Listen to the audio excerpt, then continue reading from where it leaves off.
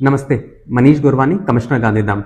છેલ્લા એક મહિનામાં ગાંધીધામ મહાનગરપાલિકા દ્વારા રાજ્ય સરકાર દ્વારા સેન્કશન જે અલગ અલગ પ્રોજેક્ટ થયા હતા, આ તમામમાં આજની પરિસ્થિતિ શું સ્ટેટસ છે આપ સૌની સાથે શેર કરવા માંગુ છું.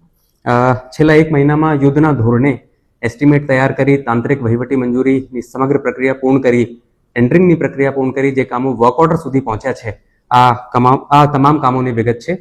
18.37 કરોડના ખર્ચે હીરાલાલ પારેખ સર્કલથી વોલ્કેનો કમ્પ્યુટર સુધીના road widening, parallel parking, footpath અને સ્ટોર્મ વોટર વગેરે સાથે કરવામાં આવશે.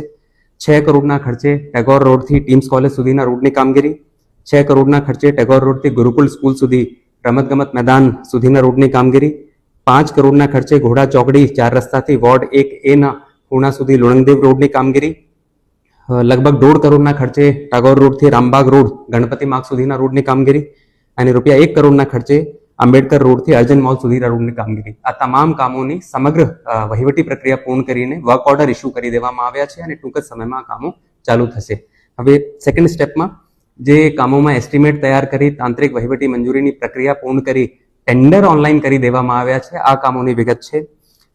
20 કરોડના ખર્ચે હીરાલાલ પારેખ સર્કલથી ઓમ મંદિર સુધીના રોડને widening, parallel parking, footpath, storm water વગેરે સહિત ડેવલપ કરવામાં આવશે. આ ટેન્ડરની છેલ્લી મુદત 3 નવેમ્બર છે. લગભગ